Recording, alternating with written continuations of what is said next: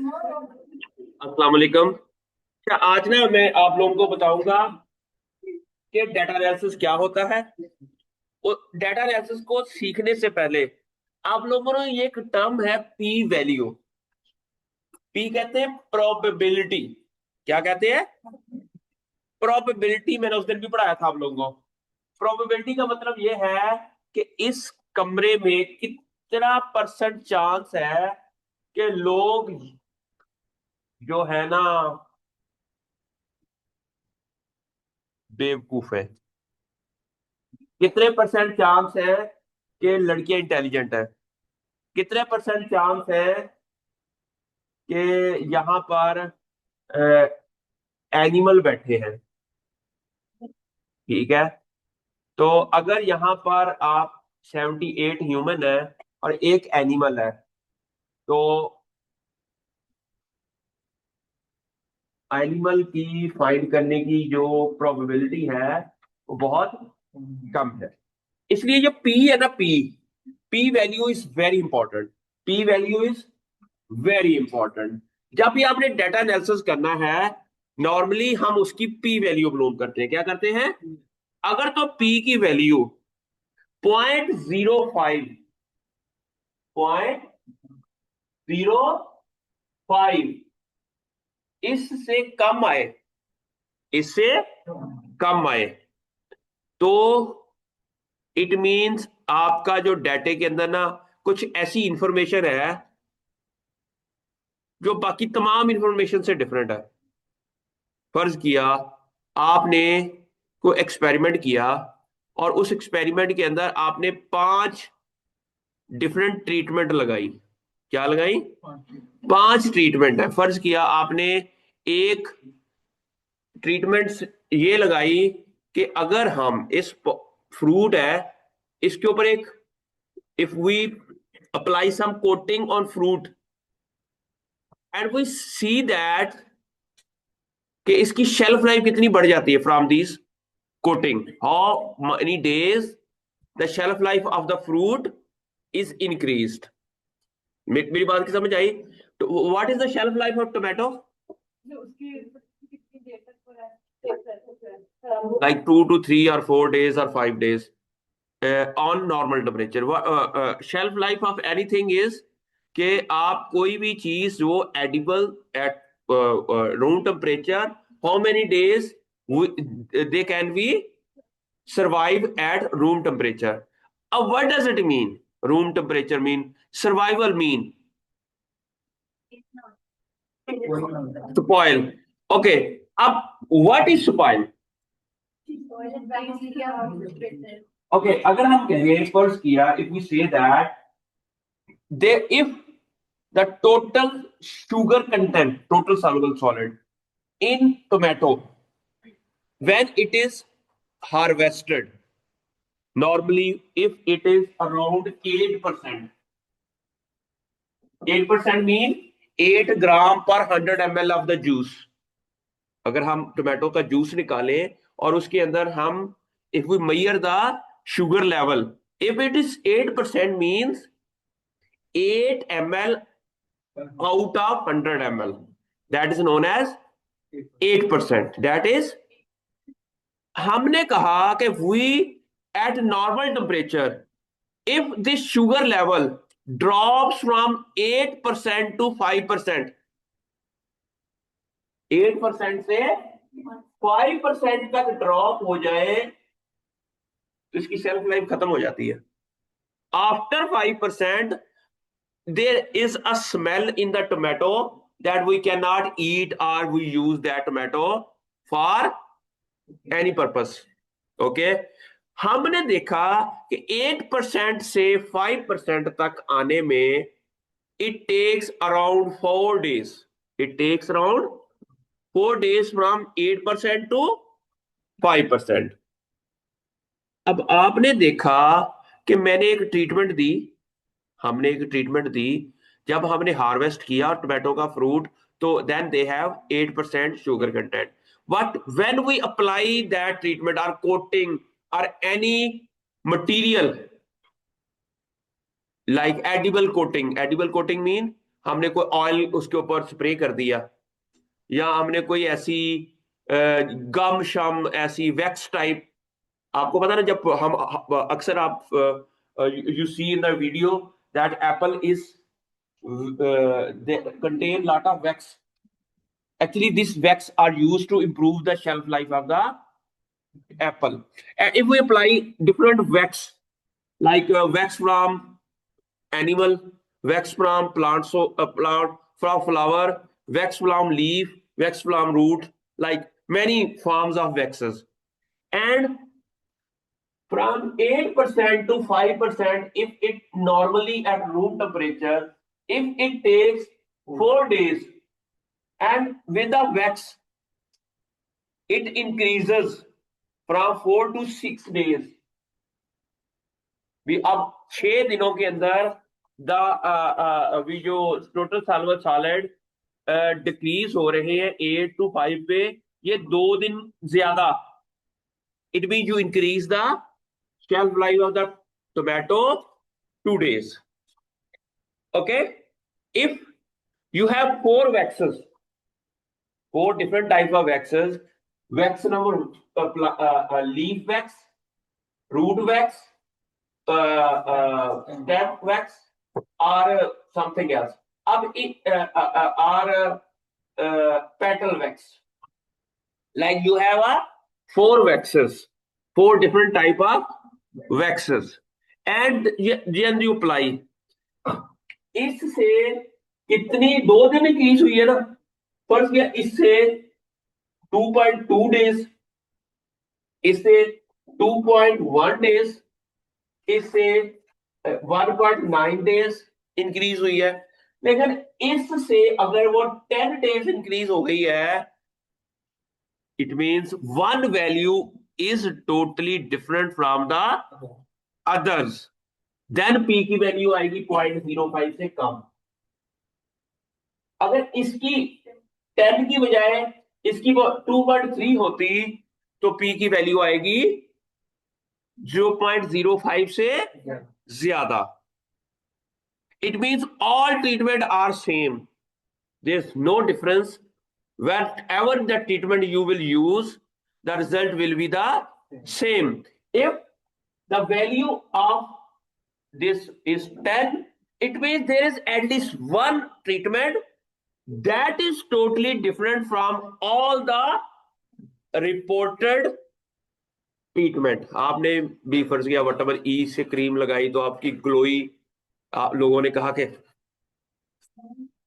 क्या बात है, दूसरी क्रीम लगाई, लोगों ने कहा ठीक है ठीक है, तीसरी क्रीम लगाई बस ठीक है। लेकिन एक क्रीम ऐसी लगाती हैं, लोग कहते हैं वाह मजा आ गया, ऐ कुड़ी ते बस ना, ये जो मोहब्बत है जिस लड़की से ही मोहब्बत है, ठीक है। तो आपकी वो क्रीम जो है बच्चे से कम है। समझ आ गई आपको बच्चों? आपने पब्लिक हेल्थ में भी रिसर्च करनी है तो आपको समझ आ गई कि पब्लिक की हेल्थ को कैसे खूबसूरत रखना है, कैसे डाटा कलेक्ट करना है, डाटे को एनालाइज कैसे करना है। इसके लिए पी की जो वैल्यू है ना, दैट इज वेरी इंपॉर्टेंट। अच्छा, पी की वैल्यू मैंने बताया था कि आप ना एक स्टैंडर्ड डेविएशन लेकर आते हैं। स्टैंडर्ड डेविएशन या वेरिएंस किसे कहते हैं? फर्ज किया हमारे पास इन चारों को प्लस करें, बच्चों करो तो ये 10 है, ठीक है। इन चारों को प्लस करो, मैं कर देता हूं आप जब तक इन चारों को प्लस करें। P petrol wax, petrol wax,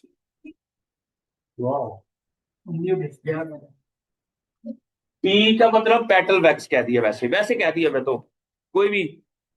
अब इन चारों का एवरेज क्या होगा? एवरेज किसे कहते हैं? What is average? Sum of all divided by number of observation, number of observation जी। 8.7 कैसे हो सकती है? किधर आ गया वो लोग?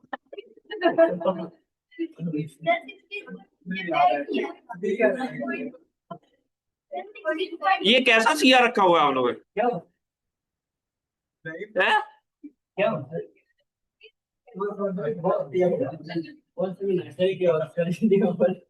Root wax,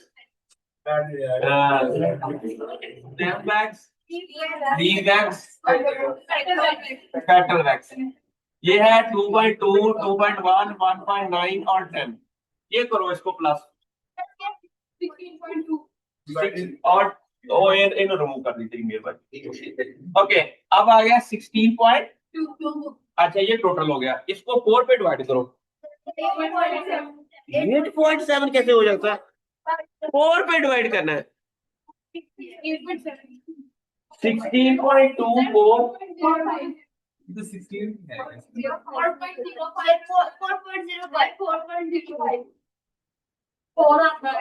2.2 plus 2.1 plus 1.9 plus 10, 4. x dash कहते हैं, ये x है, ठीक है, ये x डैश है। x डैश कितना है?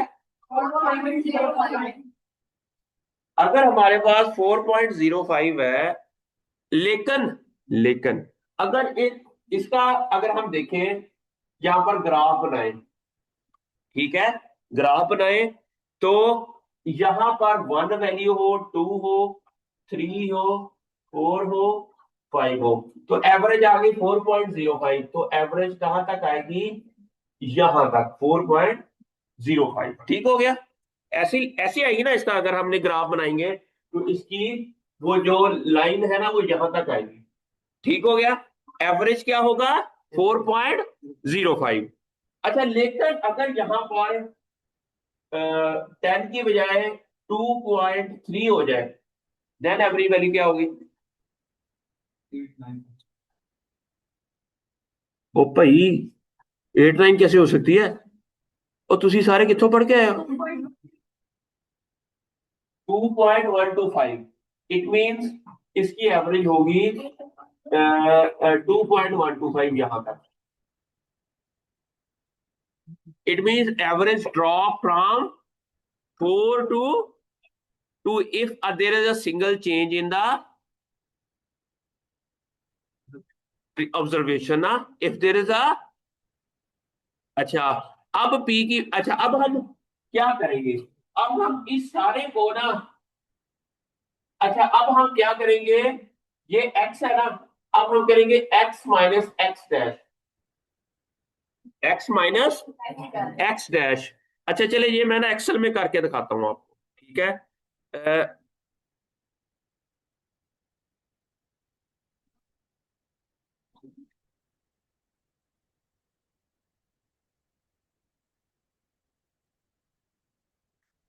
फर्ज किया ये हमारे पास ये एक्सप्रेशन ऑफ जीन है, ये हमारे पास आपका जीन है इन प्लांट्स, ठीक है?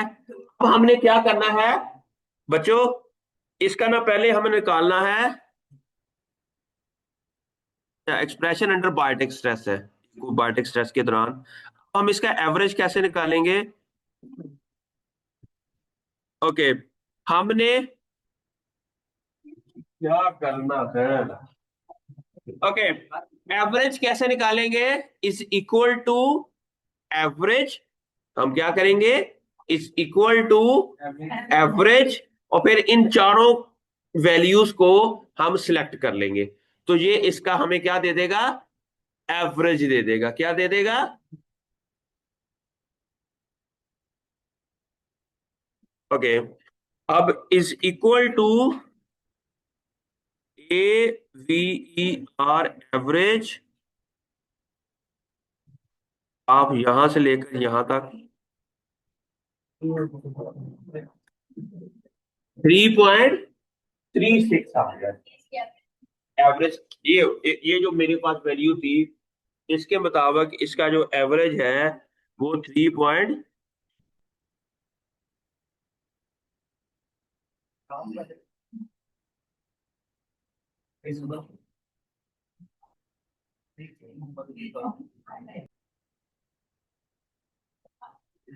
ओके, ये देखें बच्चों, क्या करना है आप लोगों ने?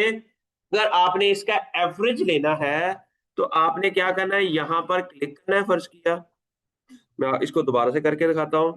Is equal to average, AVER average.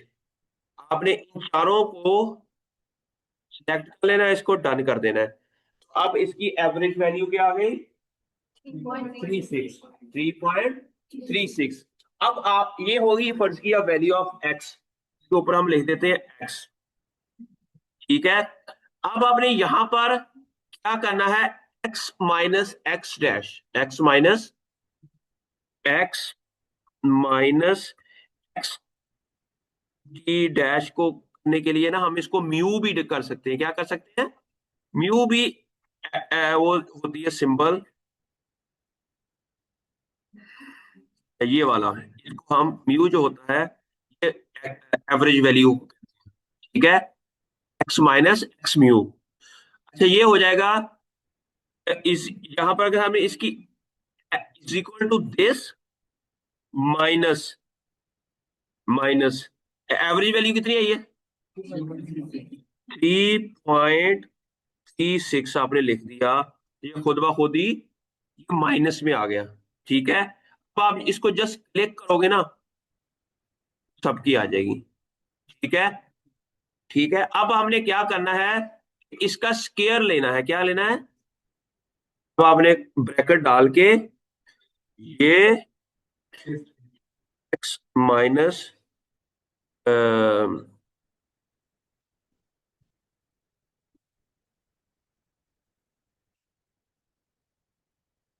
और इसको हमने कॉमा डाल दिया। ठीक है, अब हमने इसका लेना स्केयर। स्केयर किसे कहते हैं बच्चों, बताओ?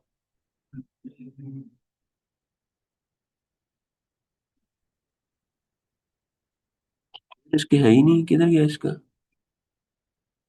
ओके, इसको हम लिख देते हैं वैसे स्केयर। ठीक है, अब हमने क्या करना है कि it's equal to this. Square का मतलब होता है मल्टीप्लाई बाई फिर दिस, सेम वैल्यू दिस हो जाएगा स्केयर। ठीक है, इसको आप जस्ट क्लिक करेंगे, सबका आपस में स्केयर हो जाएगा, वो फार्मूला नीचे तक चला जाएगा। ये है डाटा एनालिसिस। आपको समझ आ रहा हूं?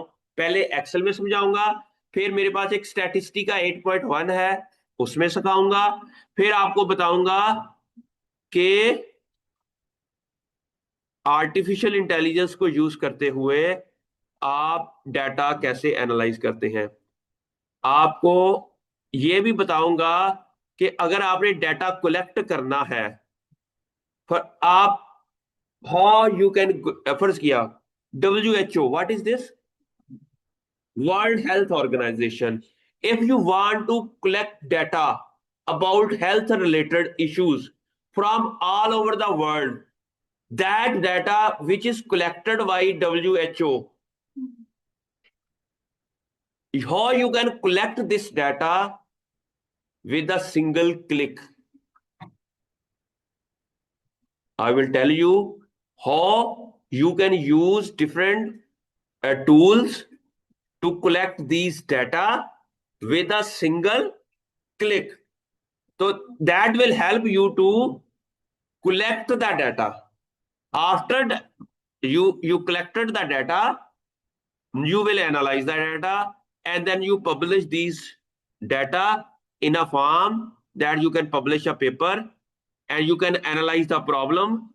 Up, uh, you want to know how many percentage of hepatitis patient are there in the world since last 50 years, and you can collect this data in a single click.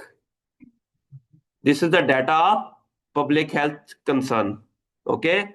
After collecting the data, now you will analyze this data. You will analyze the pattern in the data. That is known as data analysis. And from these pattern, you will retrieve some information. Retrieve का मतलब उसमें से you will gain, you will get some knowledge, and that knowledge you will add to the existing knowledge. है वीरा?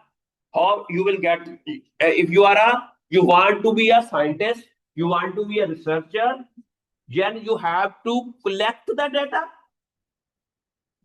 analyze the data, and retrieve information from that. Then you will say to the world that I done this job, मैंने दुनिया को ये नया knowledge दे दिया है, and I am a scientist. I am a scientist. Okay. So how you can do that? There are 3 to 4 simple steps. First of all, you have to have a data of public health concern. Okay. Then from where you can get the data? From different sources like on databases. There are 2 types of data. What is primary data? What is the primary data? The data that you collected, secondary data is the data that someone else has collected and you retrieve that data from that database. And how you can get secondary data, I will tell you how to use that data, how to collect that data. Okay.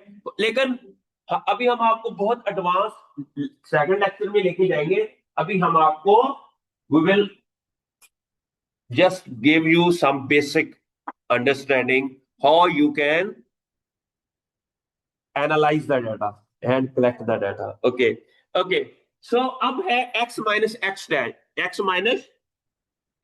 dash और उसका square.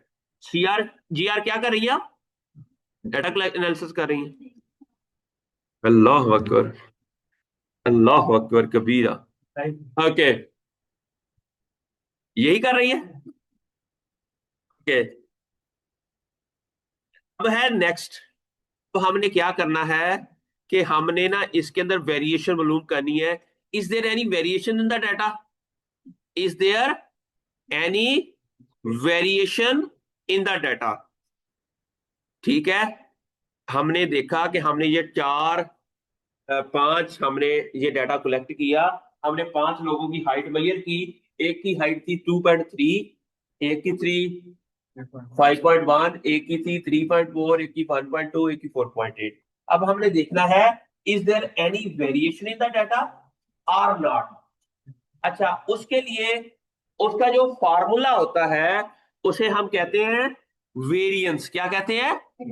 Variance का formula क्या होता है? Variance का formula होता है, ये क्या होता है? Summation x minus x dash इसका स्क्वायर डिवाइडेड बाई n क्या है? Total number of observation. How many observation is there?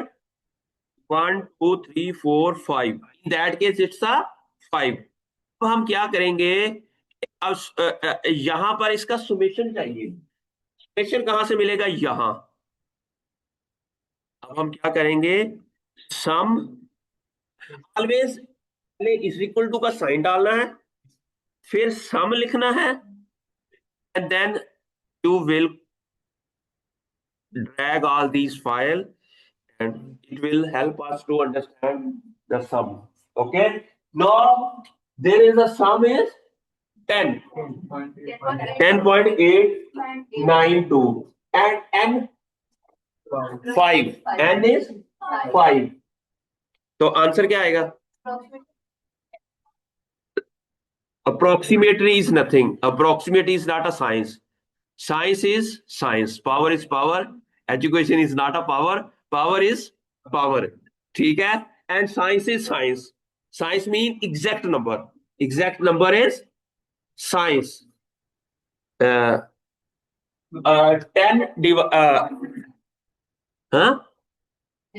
2.179. इसको हम कहेंगे स्टैंडर्ड डेविएशन का फार्मूला होता है एस स्क्वायर. इसको कहते हैं एस का स्क्वायर होना. स्क्वायर का मतलब है स्टैंडर्ड डेविएशन. ठीक है? नहीं, स्क्वायर नहीं, स्टैंडर्ड डेविएशन वेरिएंस क्या है? क्या फार्मूला आया? Is equal to this divided by 5. ये हो गया हमारा 2.17. अच्छा एक मिनट सर, स्टैंडर्ड डेविएशन जो होता है वो स्क्वायर रूट ऑफ वेरिएंस होता है, स्क्वायर रूट ऑफ वेरिएंस। अब ये जो है ना वैल्यू आई है, अगर हमने इसको सिंपल, जो स्टैंडर्ड डेविएशन का नाम होता है सिंपल, क्या होता है, इसको सिग्मा भी कहते हैं, सिग्मा। इसका मतलब सिग्मा, सिग्मा का वो साइन होता है, पता है आपको क्या होती है साइन इसकी? इसकी क्या कहते हैं, किस तरह की साइन होती है, यहां से देखें, यहाँ पर है सिग्मा,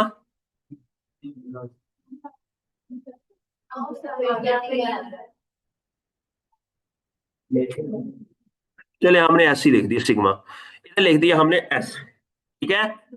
एस क्या है, इसका स्क्वायर रूट लें, is equal to square root of this value, वो आ जाएगा हमारा स्टैंडर्ड डेविएशन। स्टैंडर्ड डेविएशन क्या है, 1.4। What is standard deviation? Standard deviation means square root of value, this is square root of variance. What does it mean?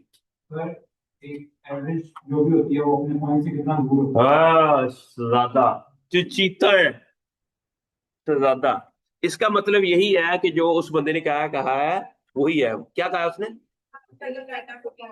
Okay, आप अपने mean से कितने दूर हो, आप अपने कितने मीन हो, मीन से दूर हो। अब इसका मतलब ये है कि जितना ज्यादा वैल्यू होगी इतना, अच्छा अब मैंने कहा ना कि जो एवरेज वैल्यू होती है ना, जिसको हम कहते हैं म्यू, ठीक है, म्यू प्लस माइनस 1s,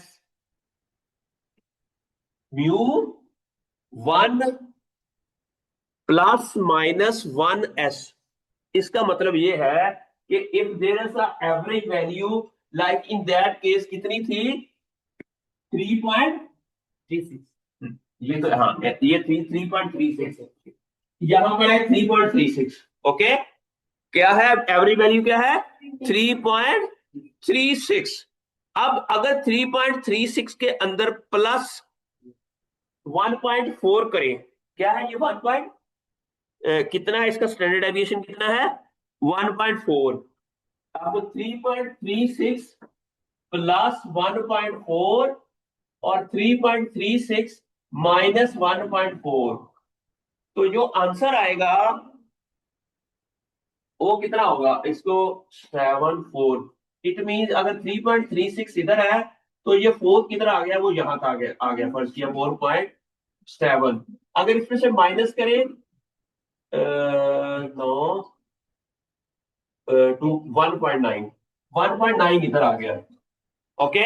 अब 1.9 से लेकर 4.7 के दरमियान में देयर इज अ चांस कि जो नेक्स्ट डाटा आएगा ना, वो 67% चांस ये है कि जो नेक्स्ट कोई भी हम सिंपल 100 सैंपल करेंगे ना एनालिसिस, उसमें से 67% सैंपल ऐसे होंगे जो इसके दरमियान में होंगे, जो इसके दरमियान में होंगे। लेकिन अगर हम इसको +-2s कर दें, तो इसको जो है ना, इसको 2 से मल्टीप्लाई करके प्लस माइनस कर दें, तो वो 97% चांस है कि जो नेक्स्ट डाटा आएगा वो इसके दरमियान में आएगा। लेकिन अगर हम इसको 3s कर दें, 3s+ और 3s-, 99.7% चांसेस है कि डाटा जो है, अच्छा लेकिन अगर इससे ज्यादा हो, उस तब वैल्यू 0.05 से कम आएगी। 0.05 से कम वैल्यू कब आएगी, व्हेन डाटा इससे भी, इट मीन वो बहुत ही कोई यूनिक डाटा है जो 3s के बाद आएगा, जो 3s के बाद आएगा। समझ आ गई आपको? अच्छा, तो इसलिए that's why we can say that if the p value is less than 0.05, it means that is a totally different, आपने innovation ले आए हैं, you find a chemical that can be used to increase the shelf life of the tomato that has not been studied anywhere else in the world. And this is a new chemical, new chemistry of chemical that you use to increase the, like you are using some antibiotics. If you are working in the lab and you have a bacterial disease like Salmonella typhi, and you are using different chemicals that are present in the lab to kill Salmonella typhi. As you see that if you using different antibiotics, different this is not antibiotic. अब उसको antibiotic कब कहेंगे? When we experimentally prove that they kill the bacteria. If they are not killing the bacteria, we cannot say that it's a antibiotic. Okay, अब ये समझ आ गई? अब है, मैं अब आपको एक और एनालिसिस करके दिखाता हूं।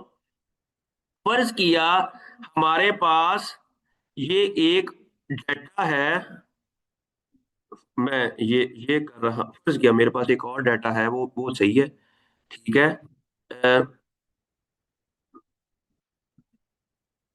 आपको इंटरेस्टिंग शय आएगी कि हमारे पास सिर्फ 2 ट्रीटमेंट्स हैं, हमारे पास 2 ट्रीटमेंट्स हैं। अब हमने देखना है कि दोनों ट्रीटमेंट्स के दरमियान में पी की वैल्यू कितनी है, पी की वैल्यू कितनी है। तो वो हम डाटा डॉट एक्सएलएस, कोई डाटा है हमारे पास इधर, फर्ज किया फ्रूट डाटा आ गया, ठीक है, स्टैट, ठीक है। किधर रह गया, किधर रह गया, फर्ज किया ये हमारे पास एक डाटा है, ये है D3, ये मैंने एनालिसिस ऑलरेडी किया हुआ है, अच्छा समरी भी की हुई है, शीट भी बनाई हुई है। फर्ज किया ये है हमारे पास 2 ट्रीटमेंट हम लेते हैं बस, उसकी एसिडिटी की जो वैल्यू है ना, ये कितने हो गए T2, जब 2 ट्रीटमेंट है हमारे पास, फर्ज किया, और इसको मैं ले रहा हूं, 2 ट्रीटमेंट का एनालिसिस कर रहा हूं, ठीक है। और यहां पर हम लिख रहे हैं इसको, ये कोई किधर रह गई है ट्रीटमेंट,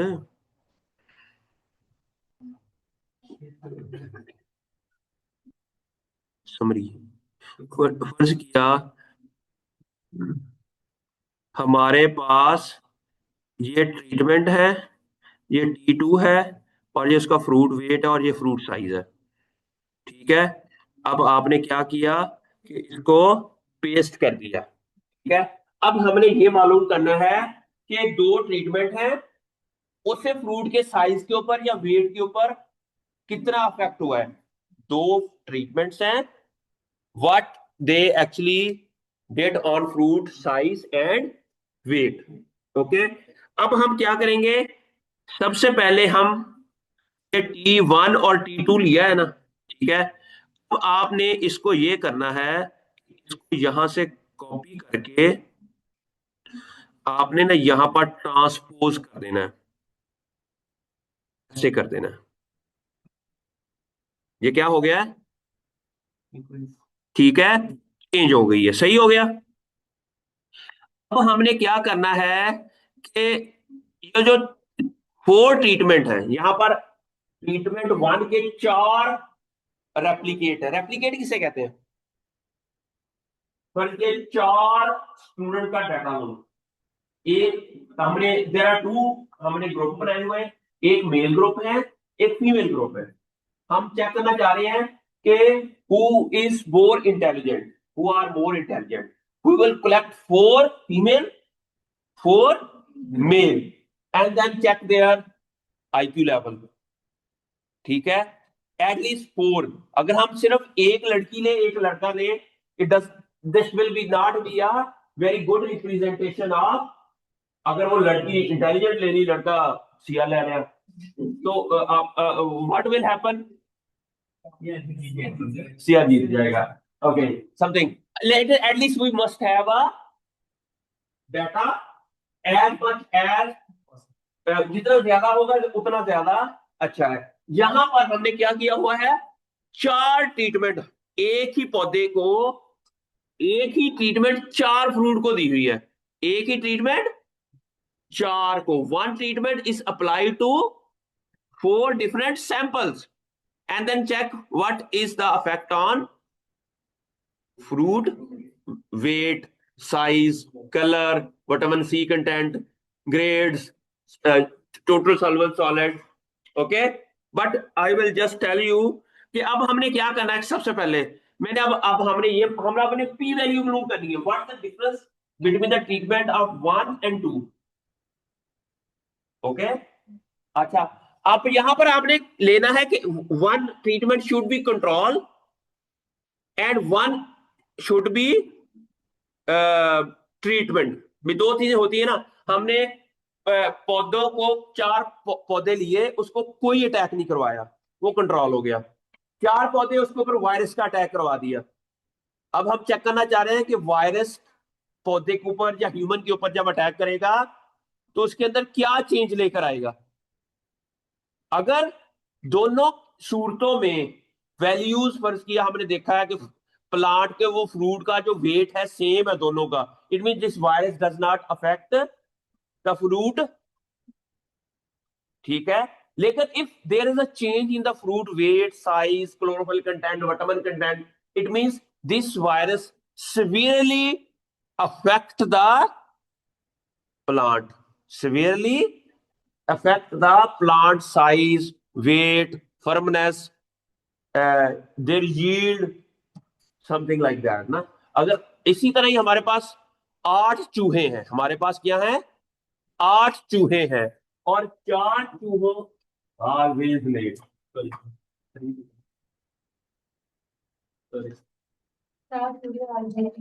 okay, 4 चूहे always late, okay। if we have 8 rats, हमने 4 rats को हमने क्या किया कि उनके साथ गुस्से से बात की, उसके सामने शोर मचाया। 4 चूहे ऐसे थे जिनके साथ हमने प्यार से बात की, उसके साथ मोहब्बत की, प्यार किया। क्या उसकी अंदर एंजाइटी लेवल हमने मेजर किया। मैं आपके एक बात बताऊं, plant we have did some plant research. अगर प्लांट्स को रिसर्च कहा जाता है, अगर एक बंदे ने ये कहा था कि अगर प्लांट्स का एक खेत है ना, उसके ऊपर जाके 2 लड़कियों को बिठा दे जो हमेशा चुगलियां करती रहे, तो उसकी सेहत खराब हो जाती है। 2 लड़कियां हैं जो सिर्फ प्यार से बातें करें तो प्लांट की सेहत ठीक हो जाती है। ठीक है, समझ आई, समझ आ रही है आपको। अब हमने ये मालूम करना है what is the difference between the treatment of 2 treatments है and we want to measure the P value. अब हमने सबसे पहले क्या करना है, ये 4 है ना 4, इसके बाद हमने एक कॉलम ऐड करना है, इंसर्ट वायर कॉलम। ये कॉलम क्या करना है, हमने यहां पर ना T1 का एवरेज लेना, T1 का यहां पर लिख देंगे एवरेज अंडरस्कोर ट्रीटमेंट नंबर 1, ठीक है। ये कैसे लेंगे, यहां पर लेंगे is equal to average of T1 in case of fruit weight. ये चारों को हमने अब इस तरफ कर दिया, ठीक है। एवरेज क्या आया फ्रूट का, अब नीचे वाले का क्या होगा, इसको जस्ट क्लिक करेंगे तो हमें फ्रूट साइज का भी एवरेज पता चल गया। सिमिलरली एवरेज अंडरस्कोर T2, जब हम T2 का एवरेज लेंगे is equal to average, sorry ये नीचे करना था। चलें फिलहाल हम इसको फार्मूला इसके अंदर लगा देते हैं, तो वो तो ज़्यादा सही नहीं होगा, लेकिन यहां पर एवरेज वो फार्मूला नीचे average. Hello pan, what I am doing, average लिया हमने, क्या किया 2 ट्रीटमेंट्स का क्या लिया, एवरेज लिया। अब आपने उसके ऊपर से आपने डाटा लिया, कहां से, WHO की वेबसाइट से। आपने देखा कि मैंने 4 डिफरेंट कंट्रीज का ऐसा डाटा लिया, यहां पर लोग नहाते नहीं है, वो गुजर होंगे। अच्छा, और चार ऐसे कंट्रीज का डाटा लिया, पर क्या चार कंट्रीज हमने यूरोप की सिलेक्ट कर ली, चार कंट्रीज हमने अफ्रीका के, हमने क्या किया, चार कंट्रीज हमने सिलेक्ट कर ली यूरोप की, एंड चार कंट्रीज सिलेक्ट फ्रॉम एशिया और अफ्रीका और समवेयर एल्स। अब हमने चेक करना है what is the incidence of hepatitis C, is there any significant difference. अगर पी की वैल्यू 0.05 से कम आएगी, it means there is a significant difference. Okay, अब हम बच्चों, आप हेलो, आप जो जो मैं बताने लगा हूं, आप लगाने लगा हूं टी टेस्ट। वो टी टेस्ट हमें बताएगा कि पी की वैल्यू क्या आई है। समझ आई? अब ये लाजमी, इसको प्लीज आप अपना ये बूथा शरीफ इस की तरफ कर लें, ठीक है? ओके, अब आपने आगे करना है टी टेस्ट। क्या करना है? अगर किसी को नहीं समझ आ रही ना, वो अभी मुझसे, मैंने ना अगले जो आएगा दिन, उस दिन आपसे ना ये टेस्ट पहले परफॉर्म करवाने हैं। आपका टेस्ट लेना है इसके ऊपर, और आपने घर में ये कुछ टीचर्स लेके ना, जो आपने अपना डाटा कलेक्ट किया है, उस पर करके आपने मुझे भेजना है, जीआर को भी भेजना है तो मुझे भी भेजना है, ठीक है? ओके, ये वीडियो में आज इंशाल्लाह, ये बहुत आसान है, ऐसे है, आसान है। टी टेस्ट कैसे लगाएंगे? टी टेस्ट कैसे लगाएंगे? आपने यहां पर जाना है, यहां पर सिर्फ ये लिखना है is equal to T test, लिखा हुआ है टी टेस्ट। आपने क्या करना है, इसको क्लिक किया, पहले हमने ट्रीटेड सैंपल लेने हैं। नॉर्मली जो बाद वाले सैंपल होते हैं वो ट्रीटेड होते हैं, शुरू वाले कंट्रोल होते हैं। हमने क्या किया हुआ, T2 को हमने ट्रीटेड कर दिया, T1 को कंट्रोल कर दिया। T2 को हमने ट्रीटेड कर दिया, T1 को कंट्रोल। अब हम जो चारों सैंपल्स है ना इनके, उनको हमें T2 के 1 2 3 4, फिर आपने कॉमा डाल देना है, फिर T1 के चारों 1 2 3 4, फिर कॉमा डाल दिया। अब आपने ना इसको टू टेल डिस्ट्रीब्यूशन करनी है, टू टेल, फिर आपने कॉमा डाल दिया, फिर आपने पेयर्ड 1 लिख देना इधर, और इसको दबा देना, तो पी की वैल्यू कितनी आई?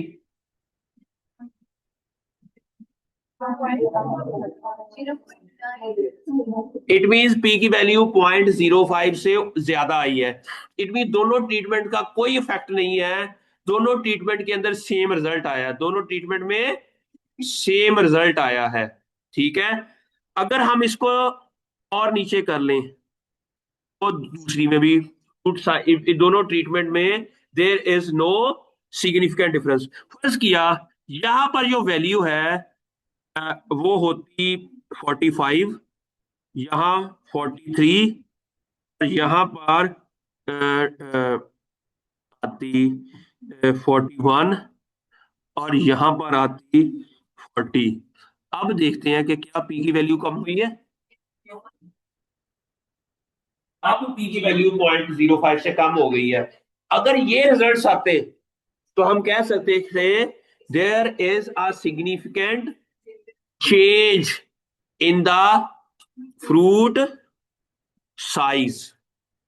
अब हमने ये मालूम, अभी तक हमें ये पता चल गया है कि there is a huge difference in. अच्छा, अब ये मालूम करना है कि वो सिग्निफिकेंट डिफरेंस तो है। नेक्स्ट क्वेश्चन ये है कि किसका ज्यादा है किसका कम है। अब ये नेक्स्ट ये मालूम करना है कि वेदर इन ट्रीटेड सैंपल, अब हमें क्या करेंगे, इन ट्रीटेड सैंपल वैल्यू ज्यादा है या कम है कंट्रोल की बजाय। अगर कंट्रोल की बजाय ट्रीटेड सैंपल में वैल्यू ज्यादा है, तो अभी अगला हम जो एनालिसिस करेंगे ना, उसमें उसकी वैल्यू आएगी पॉजिटिव। लेकिन अगर वाइस वर्सा हुआ तो वैल्यू आएगी नेगेटिव। इसे कहते हैं लॉग टेस्ट। क्या कहते हैं? अब हम ये देखना, जो यहां पर हम करेंगे लॉग टेस्ट। क्या करेंगे? लॉग। लॉग में ये करते हैं कि आई इक्वल टू लॉग अपने average of treated divided by average of control. Average of treated हमने ली थी ये वाली value, divided by average of control, और इसको दबाएंगे वैल्यू क्या आई है पॉजिटिव में। पॉजिटिव का मतलब क्या है, जो ट्रीटेड है उसके अंदर वैल्यू ज्यादा है, ट्रीटेड के अंदर वैल्यू क्या ऐसा ही है, ट्रीटेड का एवरेज क्या है 164.9 और दूसरे का है 163, ए का 163 है कंट्रोल का, और ट्रीटेड का क्या है 164। वाकई 64 की वैल्यू ज्यादा है। मैंने कहा था ट्रीटेड में ज्यादा है, अगर तो पॉजिटिव वैल्यू आती है इट मीन ट्रीटेड में ज्यादा है। अब हमने इसको नीचे कर देना है, दूसरे में भी पॉजिटिव आया है, इट मींस ट्रीटेड में वैल्यू ज्यादा है, और वाकई ऐसा ही है, ये देखे ना 65 एंड 42। अगर इसका वाइस वर्स होता, फर्ज किया, वो वाइस वर्स कैसे ले सकते थे कि हम इसको ट्रीटेड ले लें, फर्ज किया, फिर क्या आएगा, फर्ज किया मैं लिख देता हूं is equal to log, treated हम फर्ज किया इसको ले लें, डिवाइडेड बाय कंट्रोल हम इसको ले लें, इसको वैल्यू क्या आएगी नेगेटिव आएगी। ये देखना नेगेटिव आ गई है ना, अब वैल्यू क्या आ गई है नेगेटिव आ गई है। ये जो लॉग टेस्ट है वो हमें ये बताता है कि सिग्निफिकेंटली अप रेगुलेट हुई है या सिग्निफिकेंटली डाउन हुआ है, सिग्निफिकेंटली उसका रूट साइज अप हुआ है या सिग्निफिकेंट, अच्छा अगर पी की वैल्यू 0.05 से ज्यादा है फिर हम सिग्निफिकेंटली का लफ्ज नहीं लगाएंगे, फिर हम कहेंगे there is minor change in the fruit size and that is not significant. It means these treatments are useless. If we observe that there is one treatment that is different from the rest of the, then the peak value significant, then we can say that in the report, in the research paper, that there is a significant increase in the fruit size when we apply this coating, when we apply, and this is your results. Now you will tell to the world that I discovered something that is very much important and this chemical can be used to increase the fruit size, and I will give this chemical, I will make a company on this chemical, and then will be a successful entrepreneur, and farmer will use this chemical to increase the fruit size or weight of the, and this company फिर कल को CEO की list में आ जाएंगे आप ना, कि you CEO Abira Fatima, ठीक है, और सीईओ जीआर, आपका पूरा नाम क्या है, महराम, महराम, महराम, महराम, महराम, महराम, रजा, रजा, रजा, सीईओ रजा, ठीक है, and she develop a chemical that can be use to improve the glow of skin, okay, and you develop a new type of vitamin that help to improve the sight of your eyes that has not been discovered before, and you will use this chemical, आप उसको फिर as a company, as a आप, this is the way you can develop some new discoveries, innovation, okay, how you will, it's so simple na, just you go to the lab and do some experiment, and after that you have a data and you collect that data and analyze that data. If there is a significant difference is there, it was successful, okay, कौन सा वाला, okay okay मैं इसको दोबारा कर देता हूं बच्चों, I am here to help you guys, ये क्योंकि उधर वो लगा हुआ है निशान, इसलिए अब मैंने इसको इस तरफ कर दिया, ओके। अब हमने, मैं यही डाटा मैं और सैंपल्स के ऊपर करके एग्जैक्टली ये हमारे पास समरी है, फर्ज किया हम ना ये डाटा T2 ये काफियों के ऊपर कर लेते हैं, हम कर लेते हैं एसिडिटी ये सारे के ऊपर, ठीक है, ज्यादा ज्यादा नंबर ऑफ पैरामीटर्स ले लेते हैं, तो हमने क्या किया, इसको इधर पेस्ट कर दिया।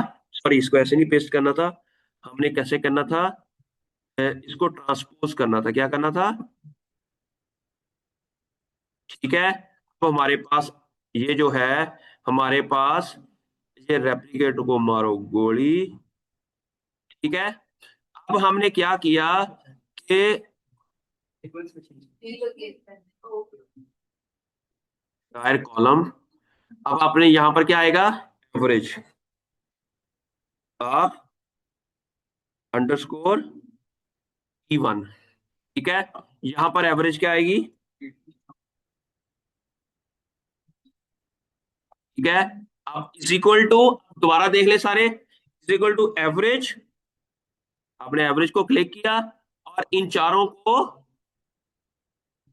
और इसको एंटर दबा दिया।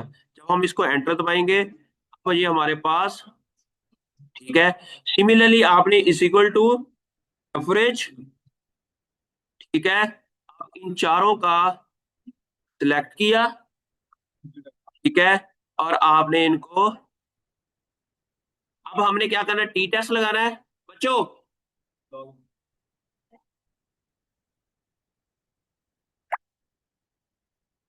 फिर कहते भी कुड़ियां ना गल्लां करदा है।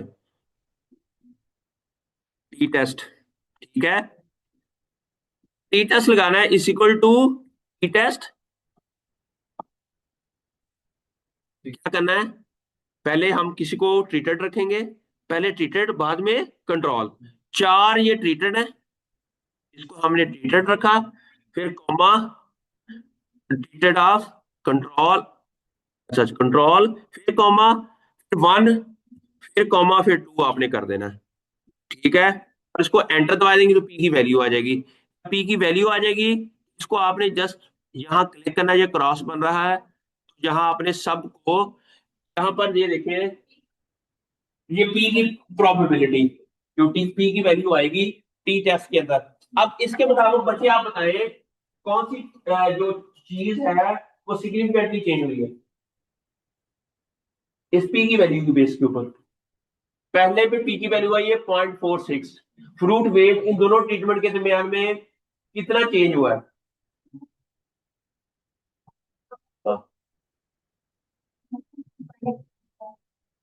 एसिडिटी में हुआ है, ठीक हो गया। और हाँ, उसमें भी और टोटल सल्फर शुगर शुगर जो होती है, बाकी किसी में नहीं होता। ठीक है, अब आप अगर इसको लिखना पड़ा पेपर के अंदर, आपने रिसर्च पेपर लिखना है, तो इसको कैसे लिखेंगे? इसको लिखेंगे कि हमने देखा, कि मैंने ये ऑब्जर्व किया, हमने क्या किया, ऑब्जर्व किया कि ये हमने ये दो ट्रीटमेंट लगाई, वो ट्रीटमेंट फट के एक तो कह देंगे जो एक कंट्रोल है, एक के अंदर हमने कोई कोटिंग की है। ठीक है, इसके बाद हमें पता चला कि ये जो कोटिंग है, इसकी वजह से there is no change in fruit weight, fruit size, peel thickness, juice percentage, peel percentage, and number of seeds per fruits and drag percentage. But there is a significant change was observed in acidity and TSS. अब significant observation हुई है, यहां पर हम 4-5 लाइनें लिख दी है जब आप रिसर्च पेपर लिखेंगे। उसके बाद आप लिखेंगे कि किसके अंदर ज्यादा सिग्निफिकेंट चेंज तो आई है, क्या ट्रीटेड के अंदर ज्यादा आई है या कंट्रोल के अंदर चेंज आई है। तो उसके लिए हम क्या करेंगे, लॉग टेस्ट। क्या करेंगे, लॉग टेस्ट। अब जब लॉग टेस्ट लगाएंगे, वो हमें ये बताएगा is equal to log average of treated divided by average of control, and इसको दबा देंगे। और इसके बाद फिर हम इसको जस्ट क्लिक करेंगे तो सबकी हमें लॉग की वैल्यू आ जाएगी। अब हम इसको क्या लिखेंगे, अब हम लिखेंगे कि there is a significantly the TSS and acidity value is significantly increased in treated sample significantly increase. क्यों? पॉजिटिव वाली आई है दोनों की, दोनों की जो लास्ट टू जो हमारी है, जिसकी पी की वैल्यू 0.05 से कम थी, वहां अगर लॉग के अंदर क्या वैल्यू आई है? Positive. It means that the value, अब आप किसको रिजल्ट्स कैसे लिखेंगे कि आपकी जो वैल्यू है उस, अब मैंने ना आपको पेपर में ये डाटा दे देना है, मैंने आप लोगों को कहना है कि इसकी टी टेस्ट लगाओ, इसका ये करो, इसका फिर इस बेस के ऊपर एक ग्राफ बनाओ और ग्राफ को फिर प्रेजेंट भी करो कि इसके में रिजल्ट्स क्या आए हैं प्रैक्टिकली। शायद मैं आपके फाइनल एग्जाम से 1 या 2 दिन पहले आपका एग्जाम वो ले लूं, ठीक है, बल्कि नेक्स्ट वीक भी मैं ले सकता हूँ, ठीक है।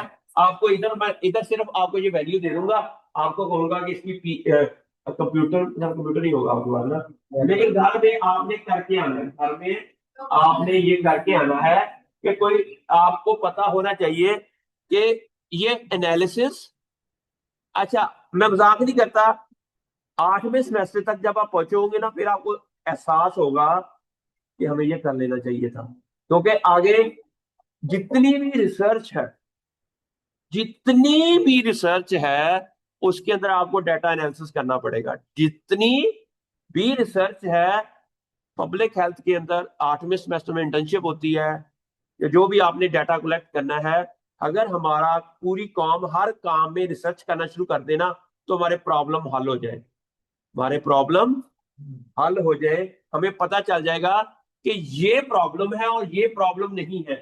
हम क्या करते हैं कि जो प्रॉब्लम नहीं होता उसको प्रॉब्लम क्रिएट कर देते हैं। अब मैं सुबह पार्क व्यू से निकला हूं ना, तो आपकी क्लास पढ़ानी थी कल, कल मैं 9 बजे के बाद आया, उसमें मेरा कोई कसूर नहीं है, मैं निकला हूं तो वो नॉर्मली भी मैं 8 बजे निकलता हूँ, 8 बजे निकलता हूँ, तो मुझे पता 8:30 क्लास है, मैं 20-25 मिनट में इधर पहुंच जाऊंगा, ट्रैफिक को बंद ओ तो लगे। अब क्या थी? मिसमैनेजमेंट थी, मिसमैनेजमेंट की आगे वो पुलिस वाले ने ना वो बैरियर रखे हुए थे। बेवकूफो, ਤੁਸੀਂ देखते तो कुछ नहीं ना ही थोड़े को किसी कोई, उसका ऐसा सिस्टम लगाओ कि ऊपर स्कैनर लगा दो, गाड़ी जाती रहे ताकि पीछे से,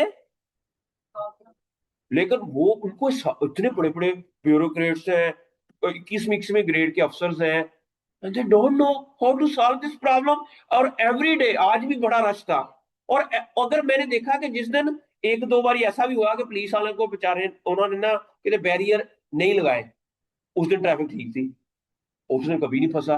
जिस दिन वो उनके दिमाग में ये आ जाए कि आज बैरियर लगाने हैं, अब ये मिसमैनेजमेंट है, दिस इज। अब उनको चाहिए कि जब हम बैरियर लगाते हैं तो कितने घंटे एक गाड़ी फर्ज किया वो पार्क व्यू से ठोकर तक पहुंचती है, अगर बैरियर नहीं लगे हुए तो इसका डाटा कलेक्ट कर ले। आजकल तो एआई का दौर है, डाटा कलेक्ट करना है।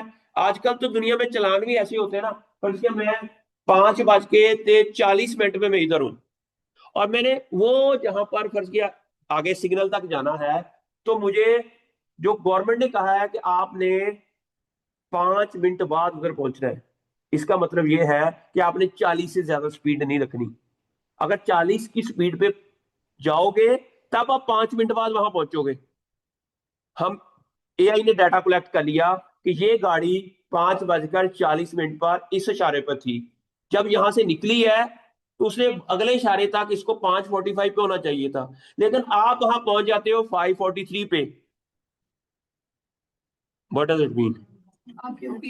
स्पीड ज्यादा थी, आपकी स्पीड, आपको चलान होना चाहिए, आपको समझ आई? आजकल तो इतना ये डाटा है, ये क्या है? ये डाटा एनालिसिस है, मशीन लर्निंग एल्गोरिदम के थ्रू यूज करते हुए you can easily detect the fraud. अब ये इतना डाटा कलेक्ट करना कौन सा मसला है? बड़े बड़े ब्यूरोक्रेट्स उन्होंने कभी थोड़े तरह बस पब्लिक हेल्थ पढ़ी है? तो एक मसाइल हमने जनरेट किए हुए हैं, हम टीचर्स ने जनरेट किए हुए हैं, हमने ट्रेन ही नहीं किया हुआ बच्चों को। अब वो जब उधर जाते हैं, अब मैं मजाक नहीं कर, सबसे बड़ा इस दफा एडमिशन कम होने का वजह क्या बनी है कि हम एमएससी के बच्चों को रिसर्च करवाते ही नहीं। हम बच्चों को रिसर्च करवाते ही नहीं, हम उनको कहते हैं यार ठीक है यार, कर कुर ले यार डाटा की, तो कर ला यार बस ठीक है। मुझे पता है हमारे एमएससी के जो सुपरवाइजर थे ना, उसने पूरा 2 साल, उसको पता ही नहीं था मैं उसका स्टूडेंट हूँ।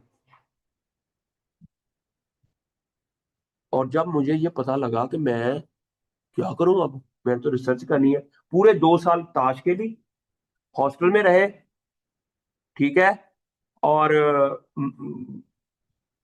अल्लाह अल्लाह एमएससी का जो था ना, हमारा एमफिल का जो दौर था, वो हमने ऐसे गुजारा, ठीक है।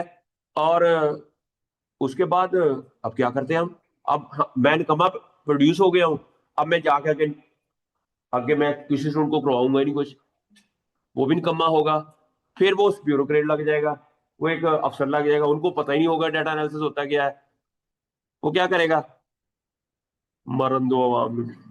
और आप गुलाम हैं, आप क्या हैं, गुलाम, कौम गुलाम ही रहती है, ठीक है, जब तक वो पढ़ लिख ना जाए, जब तक उसको शऊर ना आ जाए। शऊर कब आएगा, जब डाटा एनालिसिस आएगा। डाटा एनालिसिस एक पहली सीढ़ी है इस गुलाम कौम को आजाद करने की। ऐसा ही है चूचू। क्या तरह ना, चूचू, आवाज शाह, शाह जी, यही है ना, इस गुलाम कौम को आजाद बनाना है, तो इनको डाटा कलेक्ट कैसे करना है और उसको एनालाइज कैसे करना है, और उसमें से इंफॉर्मेशन कैसे निकालनी है। अब आपने इसमें से इंफॉर्मेशन क्या निकाली है बच्चे, आप बोल रही थी क्या इंफॉर्मेशन निकली इसमें से बच्चे।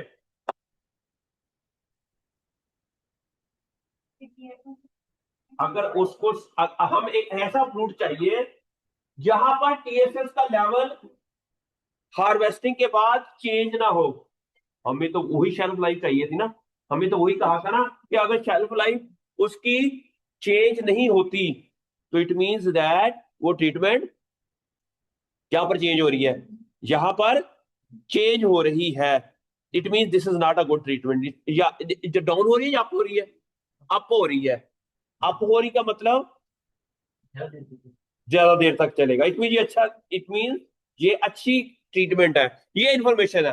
आप डाटे में से इंफॉर्मेशन निकालना, ये आप लोगों का काम है। आप फार्मर्स को रिकमेंड करोगे, ये ट्रीटमेंट करोगे, समझ आ गई। तो this is the way how you can analyse the data, first of all collect the data. Collect हम एक्सपेरिमेंट करने के बाद भी डाटा कलेक्ट कर सकते हैं, जिसे हम प्राइमरी डाटा कहते हैं। अगर सेकेंडरी डाटा आपने कलेक्ट करना है, तो आपको किसी ना किसी डाटा बेसिस से वो डाटा कलेक्ट करना पड़ेगा, समझ आ गई आपको, थैंक यू। तो समझ आ रही है कि how to collect the data, how to analyse that, जी जी जी जी। सर क्या आपने जॉब की जो गैप है परसेंटेज, जॉब की वैल्यू पॉजिटिव है, इसका नहीं, सिग्निफिकेंट डिफरेंस पीच की वैल्यू के बेस के ऊपर होगा। नेगेटिव या पॉजिटिव ये बताएगा आपका और आपका दोनों के दरमियान में डिफरेंस है, क्या वो सिग्निफिकेंट है, पर क्या आपके वटवन सी इसके अंदर और आपके दरमियान में हमने देखा कि आप दोनों के अंदर को वटवन है, आपको ब्लड का सैंपल लिया, उसको वटवन का वैल्यू किया, तो हमने देखा कि आप दोनों के दरमियान में डिफरेंस है, आप में 5.3 आप में 5.2 है, आपके अंदर कम है, लेकिन सिग्निफिकेंटली कम है। ये तो ये भी हो सकता है कि एक घंटे बाद आपका आंसर क्या है, 5.3 हो जाए, इतना ही हो जाए, आपका 5.2 हो जाए, क्योंकि अगर थोड़ा बहुत चेंज होती है, that does not mean it's a change. Change वो होती है जो बहुत बढ़ गया, इनमें 5.3 आता है ना, तो आप एक 4 या 3.2 आए, तो देयर इज अ सिग्निफिकेंट, एक घंटे के बाद 4.3 4.5 हो जाएगा, 5 तो नहीं है, 3.5 से 3.6 हो जाएगा, लेकिन 5 तो नहीं ना होगा। इट मींस हमने वो डाटा कलेक्ट करना है, अगर तो वो सिग्निफिकेंट है तो वही हमने एक्सप्लेन करना है, जो नॉन सिग्निफिकेंट रिजल्ट है उनको कह देना चलो। समझ आ गई, तो बच्चे समझ आ रही बच्चे, दबाओ, ठीक है, सिर्फ आपने वो डाटा, आपको ये इंपॉर्टेंट है जी पॉजिटिव वैल्यू पे डिपेंडेंसी की प्रोबेबिलिटी प्रोबेबिलिटी पे। अब नेक्स्ट एक जस्ट लास्ट एक और टेस्ट है, एक मिनट वो 10 हो गए, मैं जाना चाह रहा हूं। अच्छा अब नेक्स्ट ये है कि कितना कम या ज्यादा हुआ है। मैंने कहा कि सिग्निफिकेंटली कम हुआ है या सिग्निफिकेंट, यहां पर ये पता चला है कितना कम कितना ज्यादा। इसके लिए हम कहेंगे फोल्ड डिफरेंस। क्या है, यहां पर एक और टेस्ट लगाएंगे जिसे हम कहते हैं फोल्ड अंडरस्कोर डिफरेंस। ये जस्ट आपने क्या करना है कि equal to average of treated divided by average of control enter. कोई लॉग शॉक नहीं लगाना। इसका मतलब ये है कि आप देखें ना, वैल्यू क्या है, अगर 1.001 है, इसका मतलब है एक की में वैल्यू एक आई है तो दूसरे में 1.008 आई है। बहुत ज्यादा डिफरेंस नहीं है, बहुत ज्यादा। अच्छा दूसरे में आई है 1.2, अगर एक जगह वैल्यू एक आई है दूसरे में 1.2, अगर इसमें इसको 2 से मल्टीप्लाई करें और इसको भी 2 से मल्टीप्लाई करें, ये 2 हो जाएगा। बहुत ज्यादा डिफरेंस नहीं है, समझ आ गई। There is not too much difference. अब किसी में अगर इसमें किसी की वैल्यू आ जाए, एक में एक हो, एक में 5.7, अगर एक का कद 5 फुट है और दूसरे का कद 25 फुट है, तो कितने फोल्ड ज्यादा है? 5 फोल्ड। 5 फोल्ड। अगर आपके अंदर विटामिन सी का कंटेंट 2 है और आपके अंदर 10 है, तो आपके अंदर 5 फोल्ड ज्यादा है। It's a huge fold. ठीक है, तो आपने ये अगर इस तरह के कई और टेस्ट हैं, हम आपने डाटे को ना पर क्या अच्छा कुक करना है। डाटे को कुक का मतलब है उसको कई तरीके से एनालाइज करना है, ताकि जब आप प्रेजेंट करोगे ना कि इंटरनेशनल कॉन्फ्रेंस के अंदर, आपका नाम Joveria is going to present his research data in international conference on public health at University of Oxford, and you are going there and you are going, वहां पर आपको वो ये नहीं कहेंगी फोटोसिंथेसिस या इतने नोट, नो, वो कहेंगे आपने कोई रिसर्च की है, तब वो आपको बनाएंगे, तब वो आपको कहेंगे आप अपनी रिसर्च की जो फाइंडिंग्स हैं वो इधर प्रेजेंट करो। और मैं दुनिया की 25 डिफरेंट कंट्रीज में जाके अपनी रिसर्च फाइंडिंग प्रेजेंट कर चुका हूं। ठीक है, और हम नॉट किडिंग, मैं वाकई मैं और आपको पता मैं किस किस शहरों में या किस किस यूनिवर्सिटीज में उसमें यूएसए में 4 बार प्रेजेंट किया है, इंडिया में किया है, जापान में किया है, न्यूजीलैंड में किया है, ऑस्ट्रेलिया नहीं गया, ऑस्ट्रेलिया नहीं गया, ऑस्ट्रेलिया नहीं गया, ऑस्ट्रिया गया, ऑस्ट्रिया गया, यूके, मेनी कंट्रीज। और यूनिवर्सिटी ऑफ ग्लासगो में प्रेजेंट की, टेक्सास एएनएम यूनिवर्सिटी में प्रेजेंट किया, यूनिवर्सिटी ऑफ एरिजोना प्रेजेंट किया, फिर वो जो वाशिंगटन सियाटल, नाम सुना होगा आप लोग, सियाटल कहाँ है? यूएस के अंदर वो शहर है जहां पर मलिंडा एंड गेट फाउंडेशन है, जहां पर बोइंग 707 पता नहीं वो जहाज तैयार होते हैं। उस शहर में हमारी एक अमेरिकन सोसाइटी ऑफ माइक्रोबायोलॉजी की कॉन्फ्रेंस थी, वहां मैंने प्रेजेंटेशन दी थी, and there are lot of people from all over the world was there.